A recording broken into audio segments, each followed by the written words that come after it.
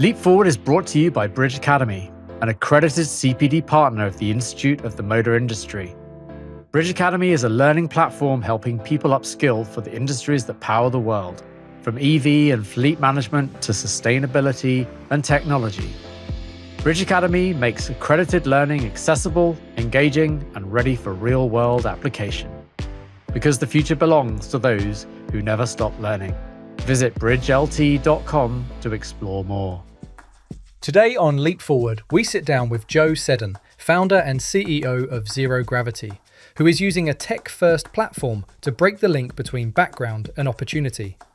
Joe discusses his journey from a state school in West Yorkshire to Oxford, sharing how habitual mentoring and cracking the Oxbridge code can list 5 times student success rates. He also highlights how AI is disrupting traditional cookie-cutter recruitment. Let's see how he's defying the gravity of background. Hi, and welcome to the Leap Forward podcast. This is the show where we explore the leaders and ideas shaping the future of learning, talent and opportunity. And today I'm joined by someone who's on a mission to break the link between background and opportunity, using tech to really unlock potential at scale. Joe Seddon's the founder and CEO of Zero Gravity, which is a tech platform that identifies high potential students from low opportunity backgrounds and really propels them into top universities and elite careers, I suppose, with some of the world's leading employers. And since launch, Zero Gravity has supported thousands of students into universities and careers that once seemed out of reach. Joe, it's great to have you on the show. Welcome to Leap Forward. It's great to be on the show, Justin. It's also great to be meeting one of the big names in the edtech space. Like, I feel like you've got your fingers in so many pies in this space. So it's super exciting to be on the show with you today. Thank you for that. Look, let's start with a really simple one to kick things off. How do you describe Zero Gravity's mission today, and why does it really matter now?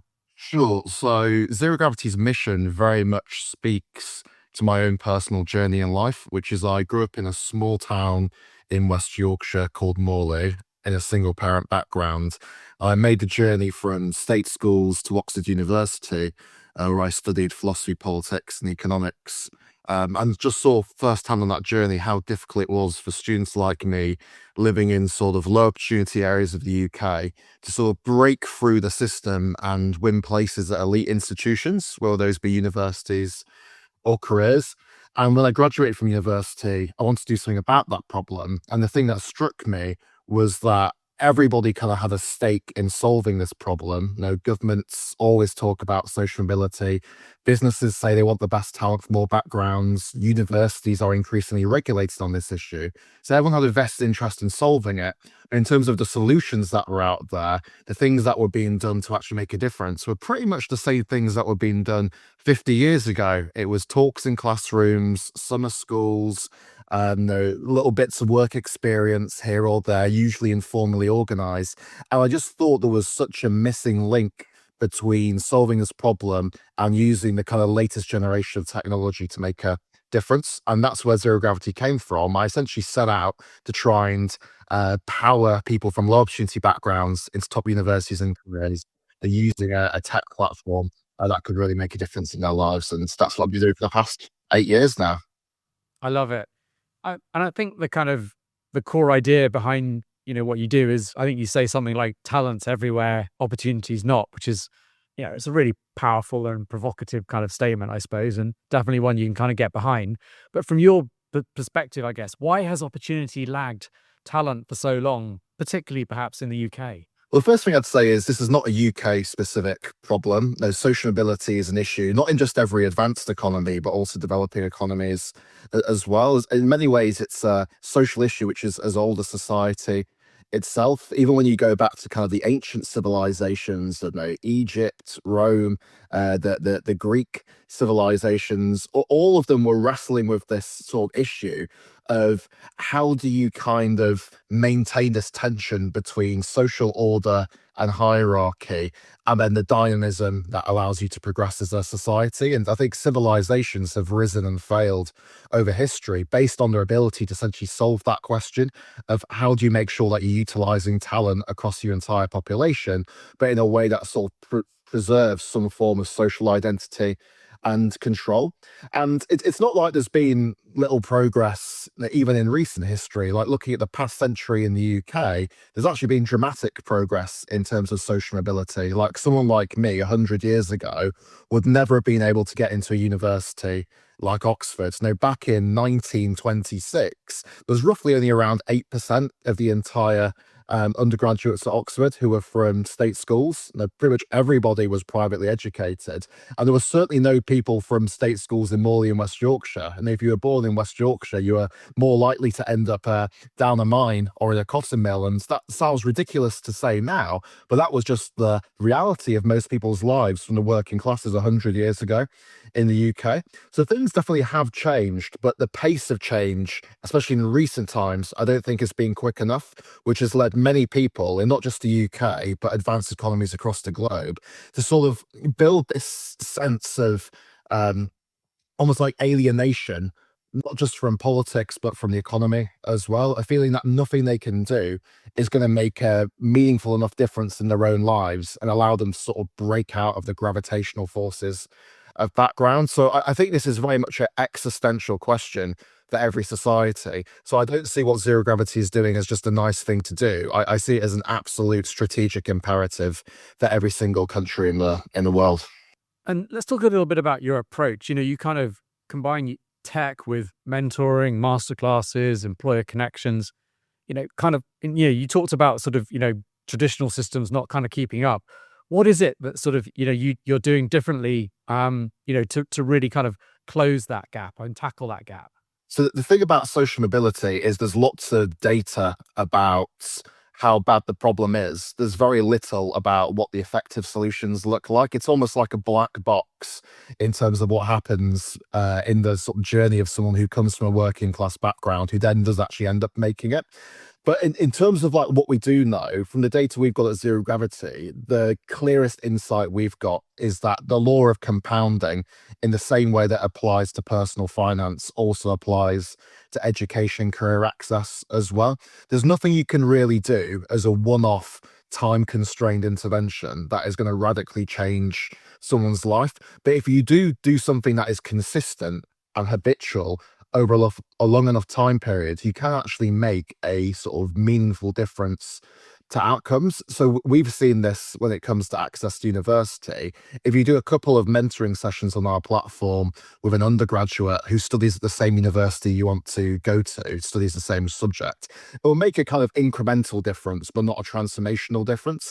If you do weekly sessions over a 6-month period, suddenly you see in the data that you start to get the all like massive percentage boosts in people's offer rates of getting into university. Indeed, we did randomized control trials on this issue and found that the people who did weekly sessions on the Zero Gravity platform, we were roughly 5xing their progression rate of getting into Oxford and Cambridge University versus comparable students from the same backgrounds and with the same academic attainment as well. So it all comes down to how do you identify talented people and engage them in a habitual way.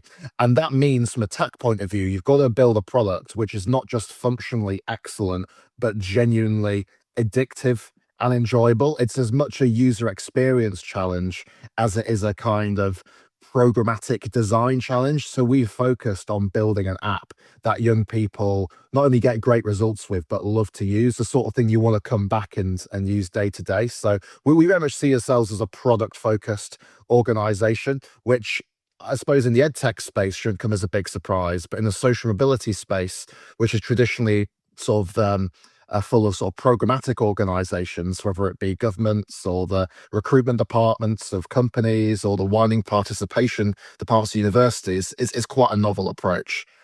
Your sort of personal story that you have shared with us, kind of already is really compelling, right? And I think a real sort of testament to kind of, I suppose, your kind of journey of kind of going perhaps against kind of a trend. And what when you think about sort of and reflect back on that journey, kind of what did it teach you about opportunity, resilience, and ambition? I think the main thing it taught me, which is often overlooked, is the role of geography. In the UK in particular, geography is destiny. which is if you grow up in a low-income background in London, even if you're living a life that is objectively really difficult in poverty, they're surrounded by gang crime, your chances of progressing to elite institution are still markedly higher than the vast majority and even middle class people in the rest of the UK. And that's because London, particularly, but also other big metropolitan cities as well, are metropolises of opportunity. You have this incredible agglomeration effect where you have loads of businesses, they're hiring people, you've got schools, they're sharing information, they've got a sort of competitive pressure. You've got this sort of effect where cities are doing far better than the kind of regional parts of the UK.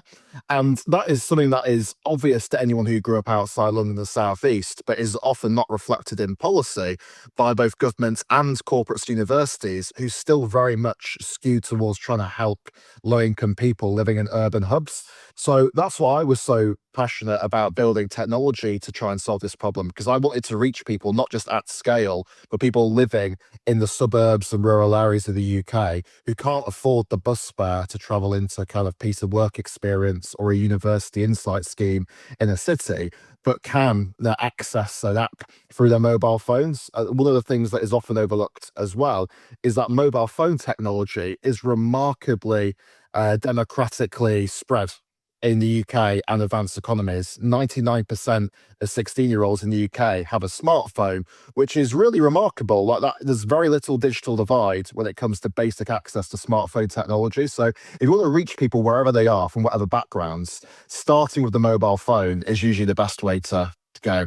And talking about starting, when you look back, was there a sort of like a moment when you realized this is more than my own kind of personal journey, and you started to kind of think about sort of, building and, zero gravity, and then started to think about, I need a platform? Or was it more like, I want to change things, and then you sort of looked around, you went, I need to build a platform?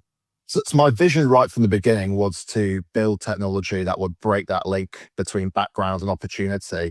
And the means to that end, I thought, was getting talented people from low-income backgrounds into highly selective institutions, mainly because the data suggests that if you get into a highly selective university or a highly selective grad scheme, it is a bit of a sliding door moment that does put you on a different trajectory in life. So I thought that was the kind of vector that I could most influence. But in terms of at the beginning, I knew I couldn't change the world overnight. I was a first-time founder with no funding, no network, no resources, and no experience. I was incredibly naive.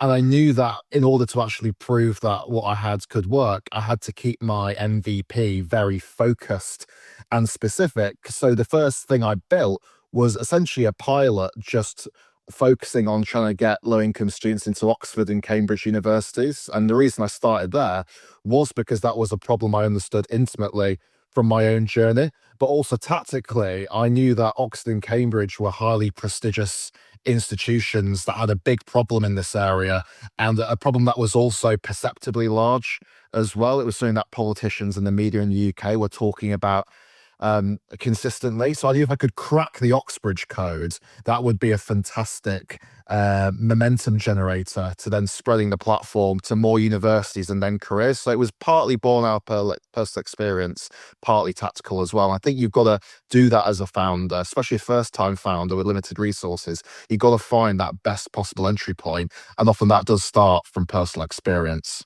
I love cracking the Oxbridge code. It sounds like something out of Bletchley Park. You've, fast forward to today, you now supported thousands of students and into top unis and careers. And as you said, you've not just cracked the Oxbridge code, but the Russell Group code and many other codes, I'm sure, along the way. And you're working with, some amazing employers to get students real internships and roles. And you've talked a little bit about it but I want to kind of zero in a bit on what success looks like to you. Is it the number of students through the door, the depth of the outcome, the breadth of the community, or is it sort of something else entirely? So we're a mission-driven business. I started Zero Gravity because I wanted to solve a problem for the next generation of students like me. I think what's nice about the business we've built is there is a genuine lockstep between the social impact and the commercial impact. We essentially get paid by companies, universities, and local government for getting people into their institutions, which also is the same way we create social impact as well. So I think that creates a really nice incentive structure that makes sure that we're really focused on every day on actually building stuff that works and moves the needle for people. And again, that should be obvious, but I think one of the big issues in the social mobility sector, which is traditionally dominated by government and third sector organizations, is that those incentive structures just aren't there. Like a lot of charities, they're kind of incentivized to do things that perceptibly look good and that they can sort of market to potential donors or funders, but don't necessarily make a difference to users on the ground because they're not held accountable on outcomes. Usually they're just held accountable on outputs. So I think being a business was not only something that I wanted to do as an entrepreneur, but was the right incentive structure to solve this particular social problem. In terms of what success looks like, I want to completely level the playing field in terms of who gets access to these leading institutions. And we're probably best known for doing that so far in university space, where we've got over 23,000 students now from low opportunity backgrounds into top universities in the UK. But it's that next step after university, which is really important. Can you actually get people into a graduate scheme, or if they're coming straight from school into an apprenticeship?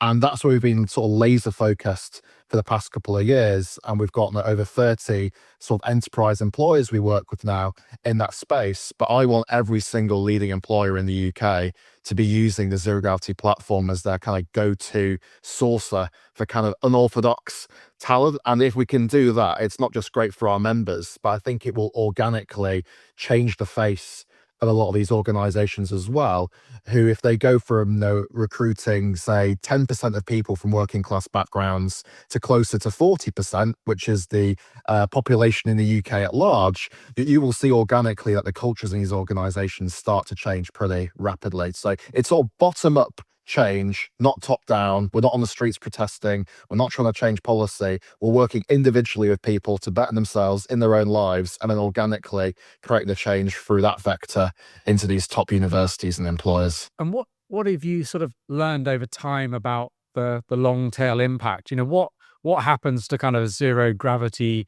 students sort of, X years down the line? So we've got a number of students now who were in that first cohort on the Zero Gravity platform when it first launched, who not only used the platform to get into top university, but also got their first job through Zero Gravity as well. So it's incredible to see that sort of into uni work and life vision actually come to life in reality through the lives of individual members. Like, to tell you one particular story, one of our first members was a girl called Millie Ayers, who comes from a travelling showman background in the UK. Her parents run fairgrounds, and she dropped out of school at the age of 13 and was essentially homeschooled because their parents wanted her to work in the family business. And she got a set of GCSE results that on paper wouldn't look interesting to most highly selective universities, but in the context of what she'd achieved, showed that she was an outlier. So she joined our platform at the age of 16, and she was paired with a mentor at Oxbridge who studied classics, because Millie wanted to study classics at university, and they worked together to self-teach Millie Latin, and she managed to win a place to study classics at Oxford University, becoming one of the first travelling showmen to win an offer there in literally a generation. But it didn't stop there. We gave her a scholarship when she got to university to fund her day-to-day living costs. And then she received a bunch of career support to break into the creative industries. And now she's working at Paramount Studios in the UK on some of the most exciting sort of film and TV projects that are going on. So that's a kind of personal example of someone, I suppose, was a data point on our platform of a user who joined early, was that sort of habitual user with a long-term retention. But in terms of what that's meant in terms of outcomes in their life, it has been that dramatic journey that has not been an incremental change, but a transformative change in trajectory. So our goal as a business is just, how do you make that sustainable across the member base that now goes into the tens of thousands of users? It's all well and good to have these fantastic case studies, but you only make a difference if you can get not just your median user, but your kind of long tail on your negative tail into that sort of territory. So that's what we're absolutely laser focused on from a product point of view, because if you can get it right, it makes a massive difference to people's lives. That's really interesting. And I want to talk more about the kind of a scale kind of factor in a minute. But before we do that, you sort of mentioned, I think, something along the lines of, we're not protesting on the streets, and you sort of mentioned sort of, kind of you're doing this in your mission driven way, sort of, person by person. But you know, we all are very conscious of, these barriers that we talked about at the very beginning. In some cases, still very much kind of exist, both in terms of education and employment. And we could talk more about kind of early years employment right now being a real challenge.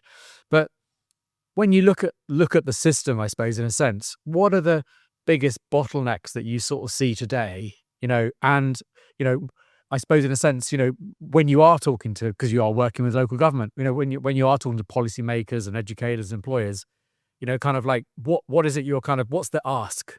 The biggest bottleneck is the quantum of opportunity. It's really easy to drive social mobility in an environment in which the number of attractive opportunities is increasing for everyone. Like in the UK, for instance, the post-war period was a bit of a golden age for sociability, but in some ways it was easy because in that period you had a massive expansion in sort of knowledge worker jobs. Now in the 50s, 60s, 70s, beginning of the 80s, you had a huge explosion in people becoming investment bankers, lawyers, accountants, and those industries literally increased in size of an order of magnitude over that sort of 30, 40-year period. So it's really easy to have sociability in an environment in which the pie is increasing. It's really difficult in an environment in which attractive industries become stagnant, because in that world, it's almost like a zero-sum game where everyone's fighting over a fixed amount of resource. And I think this is the kind of big question for the advanced economies across the globe, which is what is the advance of AI, especially in the knowledge worker industry, is going to mean for social mobility? Because on paper, I think it could go in either direction. On the one hand, you've potentially got a shrinking amount of early entry level job roles, which looks like a bad thing for social mobility. But on the flip side, you've also got the advent of new tools that could really level the playing field in access to personalized tuition, in access to career coaching, skills development. So it's kind of all to play for in terms of whether AI is going to be a positive or negative force for social mobility. And the final thought I'd leave you with is that historically, the biggest jumps in sociability do tend to be driven by technological change or war. So hopefully we're not going to have the latter, but it looks almost definitive that we're going to have the former. So the big question is, how do we make sure this technological change leaves opportunity to be democratized rather than entrenched? And I think with this AI-driven change, it's all to play for. Yeah, and what should organizations that want to be inclusive do differently when it comes to leveraging AI in that whole process of talent identification and development? Well, for enterprise employers, you're in a world in which roughly you've got around 140 applicants to every single job role. So it's incredibly competitive. And despite all these employers sort of claiming they've got a proprietary system for selecting talent, the brutal reality is all of them use a very cookie cutter approach with their own kind of aesthetic layered on top of it. And those cookie cutter approaches, which any young person will know, the sort of CV, questions, psychometric tests, virtual interview, in-person assessment center, that cookie cutter approach, I think, is starting to break down in the era of AI, because it was never robust to begin with in terms of selecting the very best talent, but it's particularly non-robust in an environment in which people can essentially use AI to cheat the system, whether it's heavily customizing answers to questions, gaming psychometric tests, or cheating on the virtual interviews. Like, these things are no longer good signals of the things that employers care about. So I think that the deep question for every employer is, what does talent selection look like in the AI era? And how do you make sure that AI is using your process to actually give you deeper insights into candidates than you're able to get before? And the key thing I would be looking at as an employer is, rather than looking for very hollow signals of conscientiousness and academic ability, how do you go much deeper now into the technical and sort of behavioral aspects that you want to see? amongst your workforce and analyze those. And I think we've got a huge opportunity to do that through new platforms and techniques that look at how young people perform over time in sort of some of the tasks that form the sort of key elements of job roles. Like, jobs at the end of the day are just bundles of tasks in an organization, and being able to now sort of test students on that over a long period of time rather than subject them to a hollow, time constrained recruitment process, I think is the key trend that we're going to see across all the enterprise employers in the UK. We talked a little bit already about scale, and I wanted to kind of just sort of unpack that a bit more about, how you are thinking about scaling zero gravity, and really, I suppose, in a sense, leveraging, this phenomenal kind of phase of technological kind of evolution that we're kind of going through right now to achieve the mission. Sure. So currently we support roughly around 13,000 students per year on that journey from school to university. So across all the years we've been doing this, we've now accrued a member base which is approaching 50,000 members. But every year there's a new cohort of students coming through, and we want to scale that from the tens of thousands to the hundreds of thousands, because there's a huge amount of young people out there in the UK who have a whole load of talent and potential which is currently going overlooked and unrecognized by the system. And we think AI can play a role in changing that. And it doesn't mean that for all of those students they necessarily have to break into a highly selective institution, but it does mean that they can maybe do more with their lives than that they currently think. So like, we're thinking like really deeply about those questions, and we've got a number of new product lines that we're actually looking to launch over the next quarter, specifically to deal with some of these new challenges that are coming up in the AI era. So I think it would be remiss for an organization like us just to sort of stick to our existing operating model in a world in which not just the macro economy, but the market around entry-level employment and university admissions is changing very, very quickly now. So every edtech organization, I think, has to be thinking really deeply about not just the product they're building, but have a strong conviction about where the market's going, because we really, really are in crazy times that are coming up in terms of the amount of change, which is both exciting but also daunting for institutions who don't change quickly enough. Yeah, I think that's a really interesting point. I'm going to ask you a little bit about sort of where you see the biggest opportunity for the business in a second, sort of on the back of that kind of answer. Before we do that, though, you mentioned at the beginning that the sort of the UK very much kind of is not alone, in this, and this is very much a kind of global kind of challenge and opportunity, I suppose, in a sense. And your point around the knowledge economy kind of sort of dilemma somewhat in terms of where we are, and what we need to be kind of training and upskilling people into, to reflect this dynamic kind of shift that we're seeing in the world. But what kind of inspiration do you see from elsewhere in the world?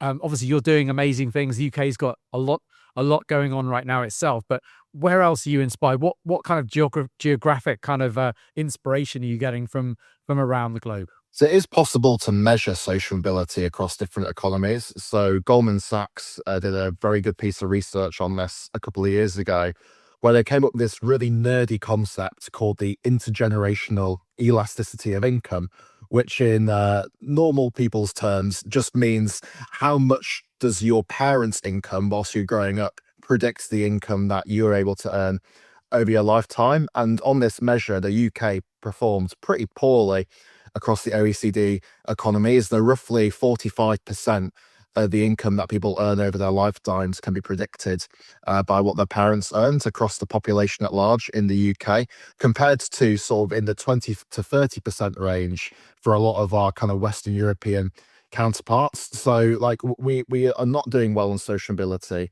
in the UK, and we could be doing much better. In terms of what other countries do better than us, I think there's two things. The biggest one is the education system. Countries that have education systems where you don't have that massive gap between people from low-income backgrounds and people from affluent backgrounds tend to see higher levels of social mobility across the entire journey. So, for instance, the Scandi economies in particular do a good job of this with their education system, but also some of the East Asian economies as well. And what's interesting about those two systems is in many ways they're polar opposites on the educational spectrum. Like the Scandi education systems, they really prize behavioral, non-cognitive development and freedom, and a kind of more, I suppose, informal, play-led ways of learning, whilst the East Asian economies are very traditional in a way in terms of it's very cognitive based on rote learning, the academic mastery. And I think what we've got wrong in the UK is we've sort of positioned ourselves somewhere in the middle of that spectrum, and we don't really have any strong conception on what an education system should look like or what a good culture should look like. So we need to pick one of those pillars and decide where we want to be, because just sort of going for a consensus approach in the middle isn't doing us any favors in terms of leveling the playing field in education.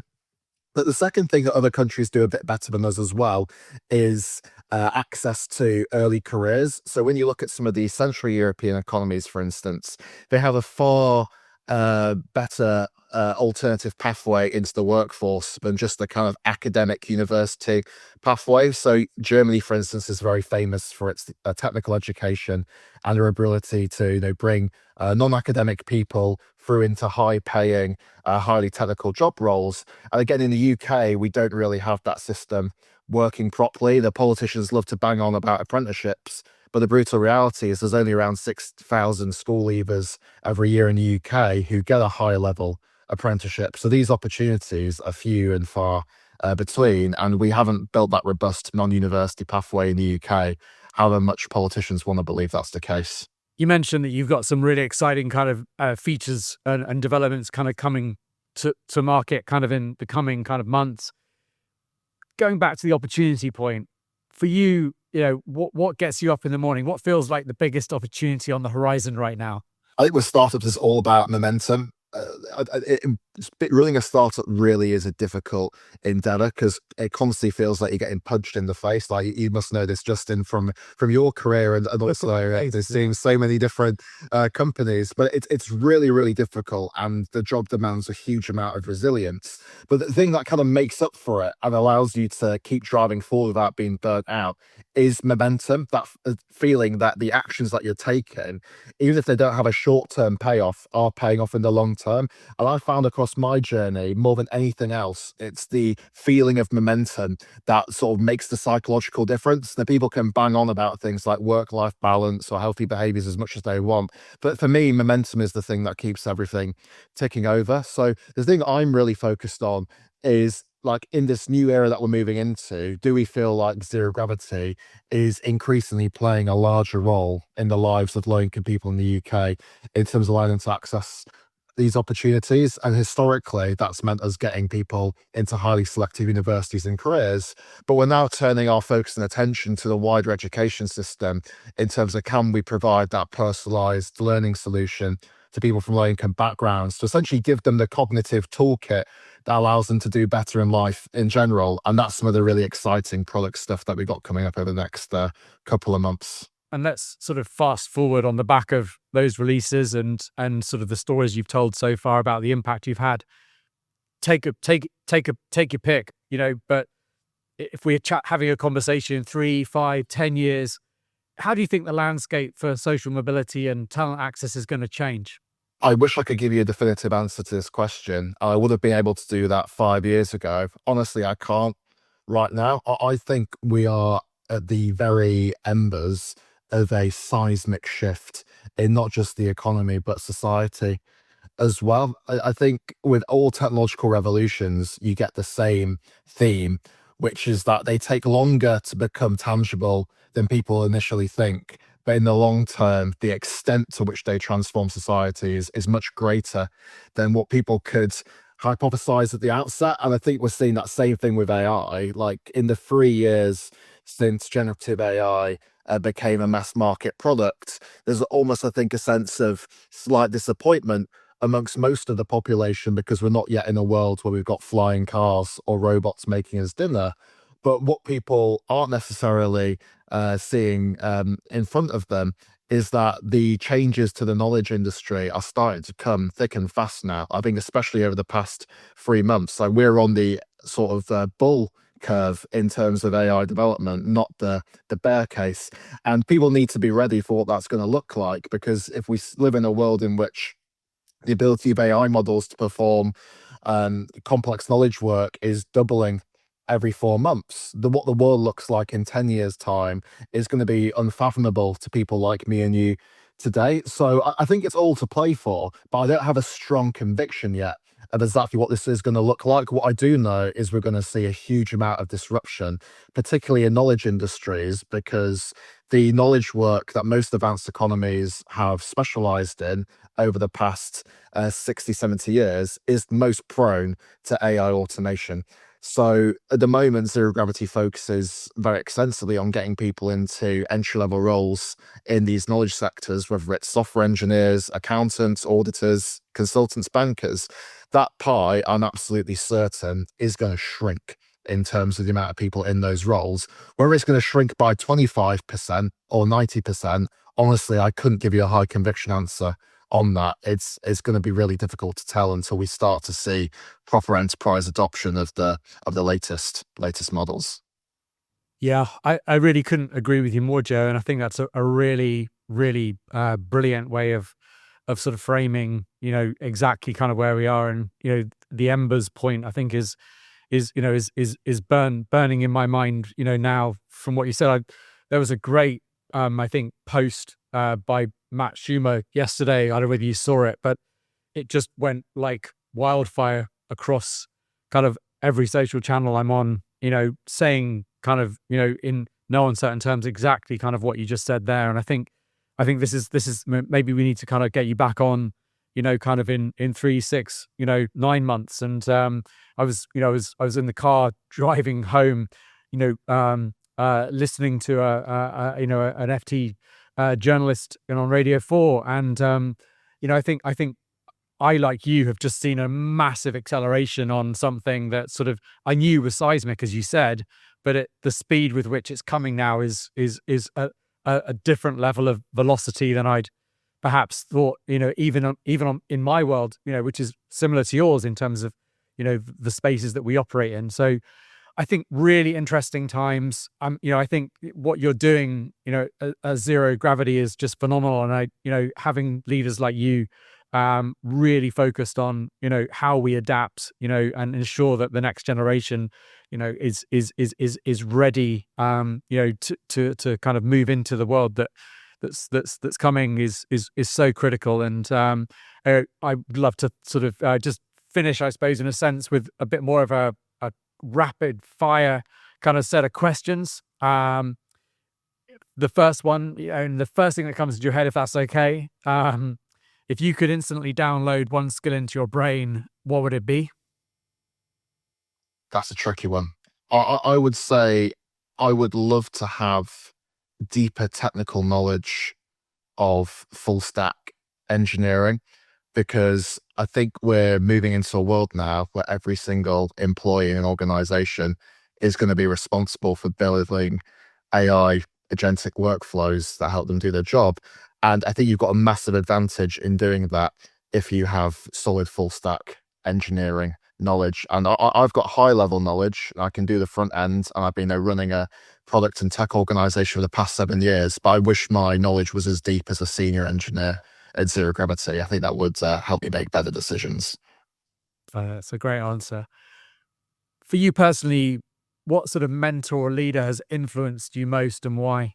Sounds cliche, but the honest answer is my mum. Like, growing up a single parent background isn't easy, and ultimately it's your core values and beliefs that drive most of your behaviors in life. And she was the person who instilled those in me when I was growing up in a small, sleepy town in West Yorkshire. So if it wasn't for her, I wouldn't be here today. And what's one myth that people sort of believe about social mobility that you'd love to bust?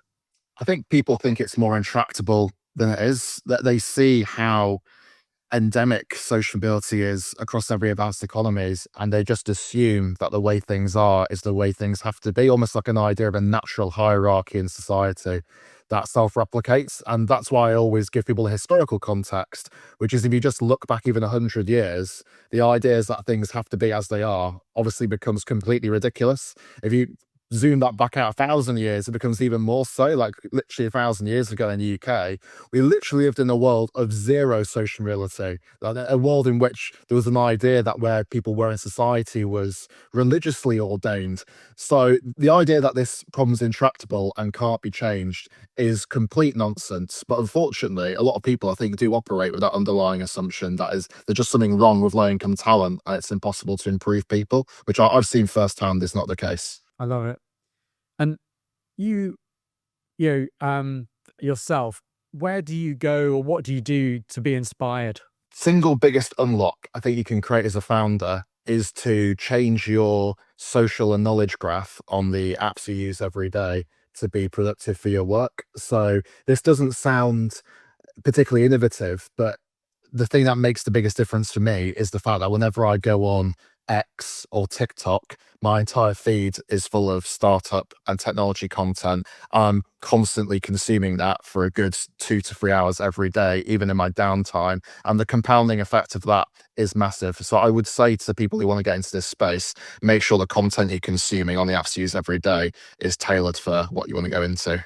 That's a great answer. I was with someone yesterday, and one of the things they do religiously is unfollow and remove connections from people on LinkedIn who post poor stuff, and constantly kind of curate their LinkedIn, feed effectively to do exactly as you described. I think that's a great strategy, and one I'm going to take home myself and apply. So thank you for that, Joe. It's been a brilliant conversation. Really appreciate you joining Leap Forward.